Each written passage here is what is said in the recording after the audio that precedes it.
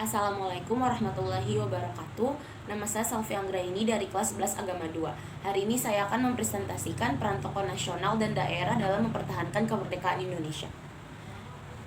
Tokoh penjuang kemerdekaan Indonesia nasional, salah satunya ada Dr. Andes Muhammad Hatta. Ini beliau. Yang kedua, biografi Dr. Andes Muhammad Hatta. Dr. Andes Muhammad Hatta atau populer yang terkenal sebagai Bung Hatta, lahir dengan nama Muhammad Hattar di Fort de Kock, Hindia Belanda, 12 Agustus 1902. Meninggal di Jakarta pada tanggal 14 Maret 1980 pada umur 77 tahun. Beliau adalah negarawan dan ekonomi Indonesia yang menjabat sebagai wakil presiden Indonesia pertama. Ia bersama Soekarno memainkan peranan sentral dalam perjuangan kemerdekaan Indonesia dari penjajahan Belanda. Muhammad Hatta pertama kali mengenyam pendidikan formal di sekolah swasta setelah 6 bulan. Kemudian ia pindah ke sekolah rakyat dan sekelas dengan Rafi'ah kakaknya. Namun pelajarannya berhenti pada pertengahan semester pada kelas 3. Lalu ia pindah ke Padang dan dia melanjutkan ke Mulo sampai tahun 1917. Di luar pendidikan formal, ia pernah belajar agama kepada Muhammad Jamil Jambek, Abdullah Ahmad, dan beberapa ulama lainnya. Kemudian selain keluarga, perdagangan juga mempengaruhi perhatian Hatta dalam perekonomiannya. Di Padang, ia mengenal perdagangan yang masuk ke anggota serikat. Dan beliau juga aktif dalam Sumatren Bon sebagai bendahara. Kegiatan ini tetap ia lanjutkan ketika ia bersekolah di Prince Hendrik School. Muhammad Hatta tetap menjadi bendahara di Jakarta. Pada tahun 1955, Muhammad Hatta membuat pernyataan bahwa bila parlemen dan konstituante pilihan rakyat sudah terbentuk, dia akan mengundurkan diri sebagai wakil presiden. Karena menurutnya dalam negara yang mempunyai kabinet parlementer, kepada kepala negara adalah sekadar simbol saja, sehingga wakil presiden tidak diperlukan lagi. Pada tanggal 20 Juli 1956, Muhammad Hatta menulis sebuah surat yang ia kirim kepada ketua DPR saat itu, Sartono, yang isinya antara lain, "Merdeka! Bersama ini saya memberitahukan dengan hormat bahwa sekarang setelah Dewan Perwakilan Rakyat yang dipilih rakyat mulai bekerja dan konstituante menurut pilihan rakyat sudah tiba waktunya bagi saya untuk mengundurkan diri sebagai wakil presiden. Segera setelah konstituante dilantik, saya akan meletakkan jabatan itu dengan resmi."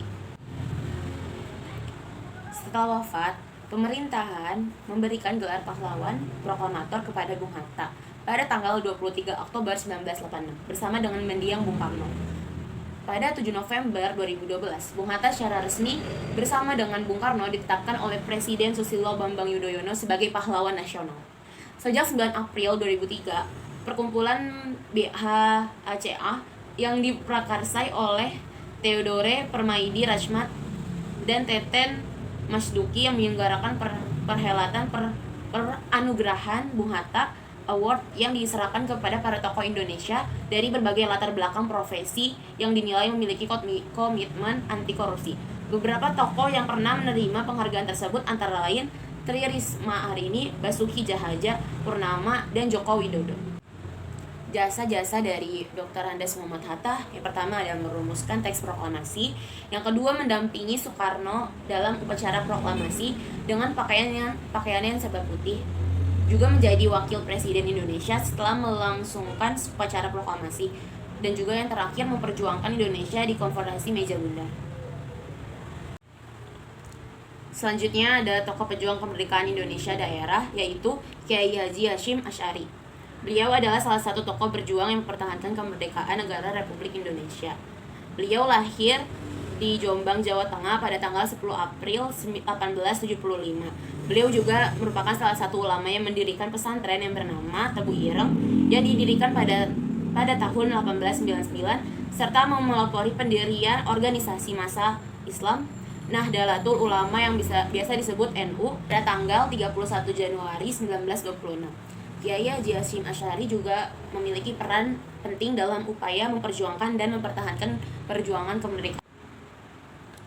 Kiai Hasyim Asy'ari wafat pada tanggal 25 Juli 1947. Wafatnya beliau terjadi ketika utusan Bung Tomo serta pemimpin Hizbullah Surabaya Kiai Gufron bertamu ke pesantren Tebu Ireng.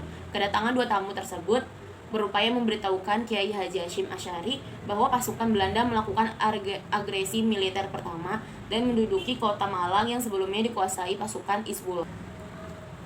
Berita itu mengejutkan Kiai Haji Hasyim Asy'ari dan membuat beliau jatuh pingsan di atas kursinya. Dokter segera didatangkan, namun sayangnya ia sudah wafat akibat pendarahan otak. Pemerintahan RI lantas menghargai jasa-jasa dan pengabdiannya dengan mengeluarkan surat keputusan Presiden RI nomor 294 tahun 1964 tanggal 17 November 1964 yang menyatakan bahwa pemerintahan Republik Indonesia menganugerahi Kiai Haji Hasyim Asy'ari dan memiliki gelar pahlawan kemerdekaan nasional. Selanjutnya ada jasa-jasa Kiai Haji Hasyim Asy'ari. Ia mendirikan pesantren Tebu Ireng yang kemudian menjadi pesantren terbesar dan terpenting di Jawa pada abad ke-20. Kiai Hasyim Asy'ari juga dikenal sebagai salah satu pemerkasa berdirinya Nahdlatul Ulama atau NU yang berarti kebangkitan ulama dan dianggap sebagai organisasi massa Islam terbesar di Indonesia. Kemudian ia berusaha untuk melawan pemerintahan Belanda dengan menyerukan bahwa perang melawan Belanda sebagai perang suci atau jihad. Dan yang terakhir ia menyerukan resolusi jihad untuk berperang melawan pasukan Nica yang melahirkan perang rakyat semesta yang terjadi pada tanggal 10 November 1945. Sekian presentasi dari saya, kurang lebihnya mohon maaf. Wassalamualaikum warahmatullahi wabarakatuh.